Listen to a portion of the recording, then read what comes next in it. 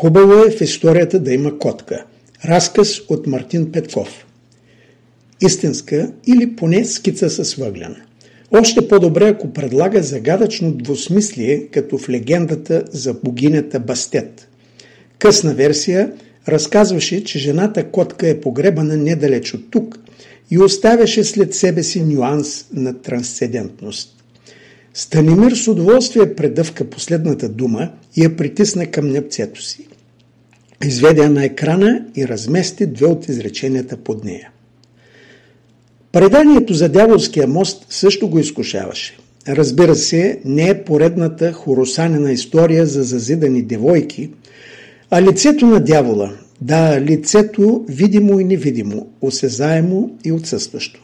Диаболизъм в чист вид. Все така се колебаеше кое да избере – котката или лицето. Не успяваше да улови и личния мотив, който да вкара историята под кожата на зрителя, а това беше най-важното за всеки добър сценарий. Отмести уморените си очи от екрана. Погледът му се плъзна по кипящите мехурчета на зеленикавата слуз, из която съскаха отровни медузи, изкатерили се по стъпаловидните кубове на бетонната дига. Шмукна се между чадърите, застопорени в сивия цемент, прескочи сергиите с турски дънки и се спря на паметника, който се извисяваше над мелницата. Стилизиран образ на регулианска шейна в бръснеш полет. Едно време символът беше мелницата, помисли си Станимир. И имаше я на почти всички картички. Сега хората виждаха само паметника, въпреки че в него нямаше нищо забележително. Регулянците се бяха появили някак между другото, без да правят впечатление или да се намесват в хаоса от локални войни и глобални санкции. Материализираха се рядко и ненатрапчиво, контактуваха обрано, лаконично. Всъщност повече ги нямаше, отколкото да ги има. Сигурно за това хората настояваха да издигат паметници във всяка географска точка, над която се бе разляла и капка регулянско масло. Паметниците бяха неоспоримо доказателство за случилия се контакт. Станимир размърда устни над търсачката и се усмихна на получения резултат. До сега по земята бяха бетонирани над 6000 доказателства и броят им продължаваше да расте. Понякога фактите можеха да бъдат толкова забавни, напук на реалността, която съставляваха. Не след дълго и регулианците отбелязаха първия контакт. Дадоха на хората лудници. Направиха го все така ненатрапчиво, без обяснение и без да прилагат ръководство за експлоатация. Лудниците изникваха навсякъде. Дискретно запълваха пустеещите пространства в градските покрайнини, появяваха се край магистралите или сред ливадите на дълбоката провинция и подобно на модерен търговски център се радваха на небивал интерес и посещаемост. Духчето в търсачката се размърда и прилежно заотваря страниците, до които се беше докопало. Балоните се разделиха, групираха, просветнаха. Очите на Станимир се присвиха и запрескачаха по не толкова далечното минало. Още не ги наричаха лудници, не и в онези дни. Хората се тълпяха пред входовете им и настояваха да влязат и да видят с очите си, да докоснат с ръце, да се преклонят пред непознатото, обзети от почти религиозно чувство. Докато не стана ясно, че регулианската архитектура разбърква фатално човешките мозъци. Много от най-любопитните жители на планетата Земя скоро след посещение в лудницата загубваха разсъдъка си и се самоубиваха. Станимир помнеше алкохолните спорове, които се вихреха през вечер вкъщи. Превъзбудената Кристина, която настояваше, че там трябва да се изпращат наистина луди хора, разбира се, че нормалните ще полудяват, плахата надежда, че дробовете на баща му могат да бъдат излекувани. Приятелите, които истерично се караха и почти разваляха приятелството си, докато се препираха дали чрез лудниците регулянците искат да ги завладеят или да им предадат най-ценното от познанията си. Премести пръст по екрана и в сферата запълзяха първите слухове за чудатия механизъм, който притежавал способността да разделя битието в многомерна проекция, да подбира и да фиксира в съвършенна последователност правилните избори на всеки индивид и хирургически да ги отделя от погрешните му решения. Слуховете нашепваха, че полученият дестилат от щастливото аз се пренасял и заживявал в друг ръкав на реалността, а механизмът изплювал обратно само непотребната черупка от грешки. Мечтата избоя, настани се и разцъфна в душите на хората. След известен период на колебание, те отново се втурнаха към лудниците. Бавно, постепенно, но все по-масово. И отново започнаха да се самоубиват. Този път в търсене на щастие. 9 милиарда станаха 8, 7, накрая се задържаха на около 5. По това време забавните факти се сипеха като лятна градушка върху цялото земно кълбо. Правителствата, както винаги, реагираха с закъснение. Започнаха да ограждат лудниците с стени, да ги похлупват, да ги изолират по всякакви начини. Но тогава те просто изчезваха и се появяваха другаде. Лудница имаше и в Слънчев бряг. Станимир още не я беше виждал, но сутринта чу как бургасчанинът в хотела се заканваше да я взриви при първа възможност. Местните поначало се отнасяха скептично към безплатното щастие. Балонът на траката му затрептя. Връзката по крайбрежието беше нестабилна и се разпадаше често. Станимир бръкна с показалец в премигващата сфера, качи текста в облаците, присви длан и затвори прозорците. Още един пропилян ден от отпуската. Недовършеният сценарий досадно напомняше на живота му. 4 непълноценни изречения, които не спираше да пренаписва на ум. 1. Кристина. Все по-далечна и безплътна, като изтъняващ спомен от сън. 2 и 3. Децата, препъващи се в срички, учебни програми и графици и нуждаещи се от грижата на съвестен родител. 4. Намаляващите ангажименти, кризата и загубата на постоянната работа в студиото. 4 беше неприятно дълго и мъчително изречение, в края на което се наложи да постави една голяма удивителна и да постъпи в търговското дружество Тръпков, Карпачев и внуци. Тук някъде се падаше удивителната. Надигна се срамжение от грапавия бетон, изтупа шортите си и махна за довиждане на Стамат, който коцукаше под циментовата полоса и затваряше чадърите. Стамат също му махна и продължи безмисленото си упражнение. Под чадърите отдавна не се заседяваше никой. Понякога се отбиваха жужжащи групи генно модифицирани китайци, познати като ГМК, нагазваха за кратко в зеленикавата супа, излизаха, поливаха се с дезинфектант и отжужаваха нататък. Станимир се изкатери до най-горното стъпало на дигата и се спусна към сергиите. Продавачите прибираха кашоните и закачалките и бързаха да спуснат алуминиевите капаци, облепени с трибагреници и стикери на Майка България. Слънцето се бе прехвърлило зад озъбените руини на крайбрежните хотели и в бетонните траншеи притъмняваше.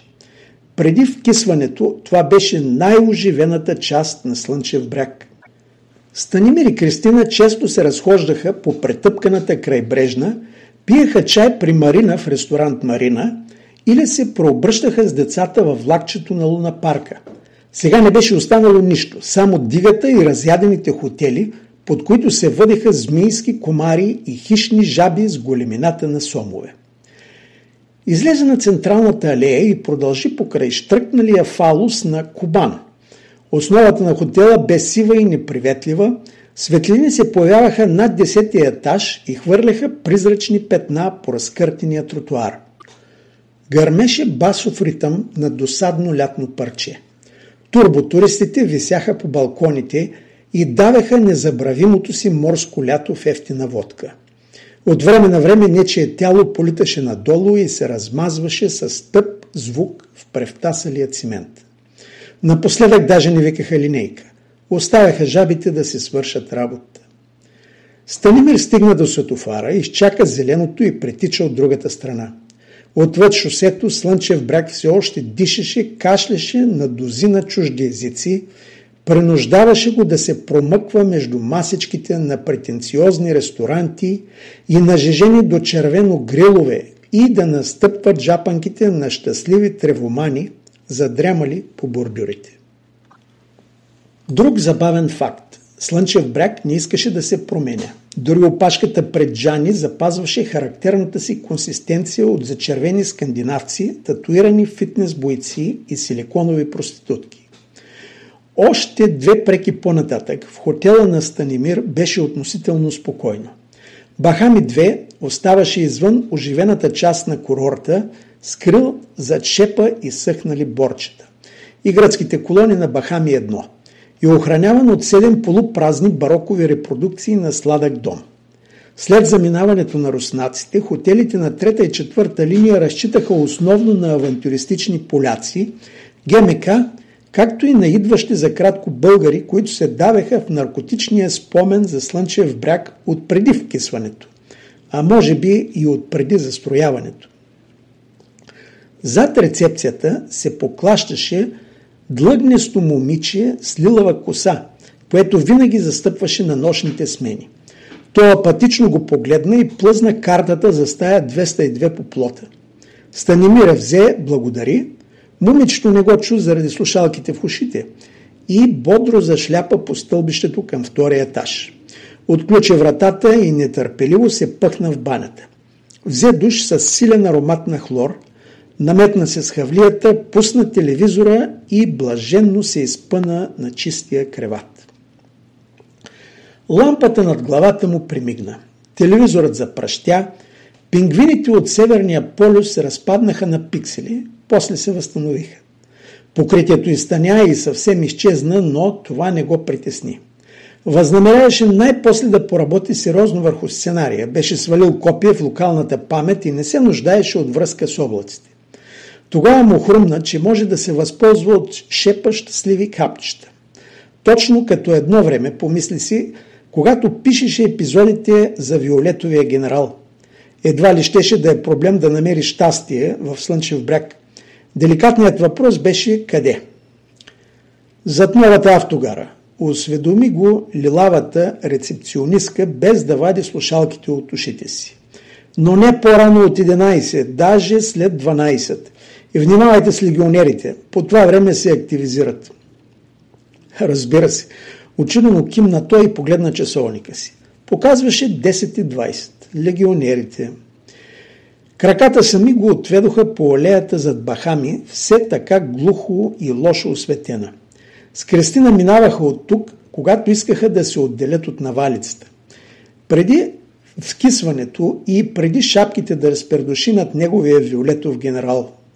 И докато подскачаше по надупчения асфалт, Станимир установи, че отново се е напъхал в капана между първото и 4-то изречение на живота си. Същото, което завършваше с проклетата удивителна. Още не беше сигурен какво се случи по-напред. Проблемите в студиото или успехите на Кристина и изненадващо издигане в швейцарската компания за шапки. Невъзможно скъпи, невероятно търсени шапки. Така и не разбра кой толкова се нуждае от тях. Неговите сценарии потъваха, а шапките на Кристина се издигаха. Това също беше забавен факт, ако успееше да го погледне от позицията на безпристрастен наблюдател. В следващата сцена двамата обсъждаха как да се поделят съботите и неделите на децата. Тихата алея свърши и Станимир отново се озовава в вавилонския лабиринт на централните улици. Купи си сладолет от денонощния супермаркет и търпеливо изчака задрямалите физиономии във влакчето за Несебър да се източат покрай него. Промъкна се между 2 потока от синхронно залитащи пешеходци и излезе на главното шосе, което разсичаше Слънчев бряг на 2 му половини – мъртвата и живата. Наближаваше 11 и изкрящата броеница от автомобилни фарове вече се бе изпънала по трасето от Свети Влас до удавения Созопол. Непрекъснат 70 километров кордон от коли, впуснали се в търсене на забавления. Станимир продължи покрай шосето, без да го пресича, но още на следващото кръстовище му се наложи да спре. Група ГМК задръстваше тротуара и търпеливо чакаше да премине от другата страна, за да се впусне в лов на голи охлюви. Вгледа се в блесналите очи над маските. Китайците оживено бърбореха и размахваха ръце. Липсата на покритие ги изнерваше и в същото време превръщаше лова им в предизвикателство. Зеленият брояч светна и групата се устреми към старото КПП. С изштракването на 8-та секунда и последният китаец бе стъпил на отсрещния тротуар. Кордонът от коли въздъхна и отново се сля в непрекъсната нишка. Станимир позяпа още малко след ГМК, схруска сухото връхче на фунийката и продължи по освободения тротуар. Заобиколи танцуващото село и зави на запад към транзитния път. 11:10. Хапчетата бяха близо. Автогарата се показа зад завоя, задрямала сред неонов правоъгълник светлина. Паркингът отпред беше празен, а касата затворена. Стори му се, че вижда човешки сенки край тоалетните и се насочи към тях, но или сетивата го подведоха, или сенките не го харесаха и побързаха да изчезнат. «Хей!» подвика той. «Има ли някой?» Нервните, шляпащи стъпки го накараха да се обърне. През разчертаните правоъгълници на асфалта спринтираше зачервен полугол мъж с изцъклени очи и пулсираща вена на шията. Станимир понече да извика след него, но инстинктът за самосъхранение се включи и го побутна назад, към стената на тоалетната. След младежа изникнаха още двама, боси и закръглени, тичаха и гъгнаха за помощ на олигавен английски. Станимир приклекна и опря длан горещия асфалт. Съскащото свистене се отърка в него. Лампата над касата изпъшка и се превърна в порой от скърцащи снежинки. Втори камък във въздуха и паркингът претъмня. Черните сенки изплуваха от няколко места едновременно. Движеха се ловко, подредено, неотличими една от друга, с изключение на двамата длъгнести индивиди, които затваряха фланговете. В ръцете на левия индивид заплющя трибагреник. «За майка България!» прегракнало изкомандва десният.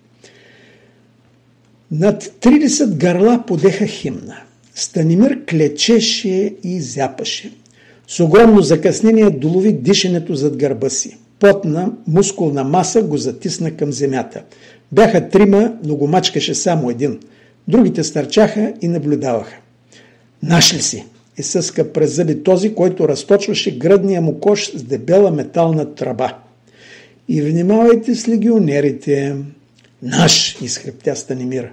«Наше!» отдъхнаха си другите. Момчето с тръбата се изправи, напсува го и му подаде ръка. Станимир приседна на асфалта. Не бързаше да се изправя.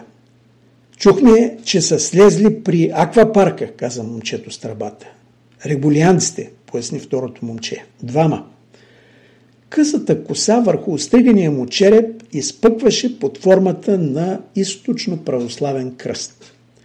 «Кои, онези ли?» Станимир кимна към паркинга, през който бяха притичали обезумелите англичани. Легионерите се спогледаха. «Абе!» неопределено отвърна металната тръба. Въпреки мъглата в главата си, Станимир съобрази, че легионерите никога не бяха виждали регулянец, цялата му прелест от масло и шарнири. «Идваш с нас!» подръпна го заеката третото хлапе и показа изпочупените си зъби. «За майка България!» Да, заекна Станимир. «Добре».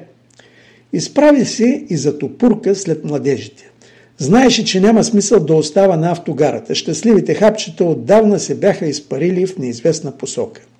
Не искаше да влиза и в конфликт с новите си спътници. Виждаше, че са пренапрегнати и всеки момент може да се скъсат. Напрежението ги караше да говорят. Кратки задъхани реплики, които Станимир с усилие ловеше. «Ще им покажем», размахваше тръбата си водачът. «Колко от нас ще изгубихме в лудниците?» «И морето ни прецакаха», изпрахтя православният. «Не бе, морето си беше прецакано», опитаха се да възразят счупените зъби. «Само да ги гепем», изсъска водачът. Ще си кажете за морето. Поне някоя китайче да бехме докопали, проскърцаха счупените зъби. Пускат ток, възрази водачът, и се движат на групи. Прекъсна ги рязко, пронизително известяване. Легионерите замръзнаха на място. Хванали са ги, извика православният и се прекръсти. Слава тебе, Боже, при лудницата ли са? Лудницата нататък, посочи с тръба водачът. Това е при взривената планета. Тримата се втурнаха към разрушената дискотека, а Станимир спря и известно време запахтяно гледа след тях. Бяха го забравили. Изчака дишането му да се успокои, обърна се и тръгна в посоката, в която беше махнал легионерът с тръбата. Улицата беше нова и се виеше като змия между слепените сиамски хотели. След няколко минути платното свърши пред плитък изкоп, вероятно подготвен за поредната перла на Слънчев бряг. От другата му страна величествено се издигаха няколко дъба, оцелели по чудо през годините на курортен разцвет. Зад тях кротко се белееше лудницата. Не беше трудно да я познае. Трети етажа и полусферата на покрива напомняха за стар планетариум. Не се отличаваше по нищо от лудницата в София, както и от всички останали лудници по земята. Станимир мина напряко през изкопа и спря между стволовете на дърветата. Лампите наоколо бяха строшени, но от стените на сградата се излъчваше бледа фосфоресцираща светлина, затисната тук-там от спрейове на майка България и многобройни предупреждения. Не влизай! Станимир прехапа устни и пристъпи към входа. Вратите безшумно се плъзнаха настрани. Озова се в широк коридор, който заемаше целия първи етаж. Всяка следваща стъпка коридорът се разточваше и огъваше, разпадаше се на многоъгълни стаи без врати. Или поне той реши да ги нарича стаи. Пространството отвъд праговете им се протягаше в размити очертания, вътре избухваха свръхнови и се наслагваха деформирани картини от филм, който ту забързваше, ту забавяше оборотите си. Станимир направи още няколко крачки, образите се фокусираха и приближиха. Хора, които беше срещал през годините, приятели, бивши приятели, несъстояли се приятели, появяваха се и изчезваха, а сюжетът се менеше в движение. Станимир се мъчеше да следи кадрите, виждаше моментите, в които е можел да постъпи различно, по-мъдро или по-правилно, изкушаваше се да протегне ръка и да опита да ги сграбчи. Продължаваше да се придвижва покрай стаите, бавно, с усилие, притиснат от неочакваната тежест, която започваше да се утаява в тялото му. Стигна до подвижната хармоника на стълбището и с залитане се понесе едновременно нагоре и надолу. Понятията за посока бяха изгубили смисъл в космоса на лудницата. Стъпалата го пренесоха в друг коридор и там отново го подгониха епизоди от възможен негов живот. Ако беше приел предложението за работа, ако беше рискувал, ако се беше отказал от удобството. От очите му се стичаха сълзи, докато в мултипространствената химера се разгръщаха варианти, подварианти и разклонения на подвариантите.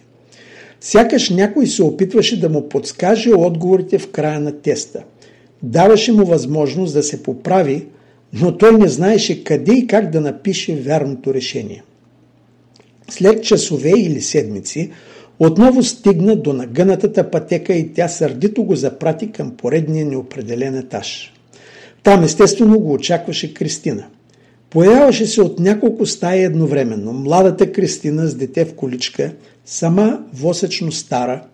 После в него се блъсна усмивката на Александра, с ръка му помаха Диана от студиото. Пресрещаха го и други, чието имена отдавна бяха избледнели. С изненада видя дори момичето с лилавата коса. Разтърка очи, но то беше изчезнало, заменено от образите на съвсем непознати жени. Луташе се на посоки, въртеше безпомощно глава. Опитваше се да каже нещо, но не намираше думи. Разбираше само, че може да влезе във всяка от стаите, да я свърже с друга, да се ушие бъдеще от най-подходящите разклонения на Вселената и да го изживее. Седна на пода и притисна си умруци слепоочията си. Удари по земята и нервно се засмя. Ръкавите на стотици реалности се увиха около него. Предлагаха му се, но тук в лудницата не съществуваше вълшебен механизъм, който да отсее верните решения от грешните. Слухът за щастливото аз беше лъжа. Вече се досещаше какво се случва. Играчката на регулианците му позволяваше да избере и да зареди различна своя версия. По-добра, по-успешна, също като в ролева игра. Само че след всеки опит за пренаписване на живота щяха да го дебнат нови грешки. Грешките от следващия ден. И това беше истинският кошмар за него и за всеки престъпил прага на лудницата. Добрият сценарий зависи от личния мотив. Отново се засмя, изхълца и се взря във въртящия се вихър от времепространство. Чакайте малко, извика той по посока на стените. Това ли е всичко? Нали светът не се свеждаше само до неговото собствено благополучие? Избора му на работа, приятели, съпруга. Нима освен личното нямаше и друго по-общо благополучие. Тогава личните му грешки нямаше да имат толкова голямо значение. Просто нямаше да са важни. Надигна се и припряно разбута Кристините и Александрите, гмурна се в мармаладения мрак на лудницата и присви очи. Носеше се във вакуума като водолаз, обгърнат от лепкава неизвестност.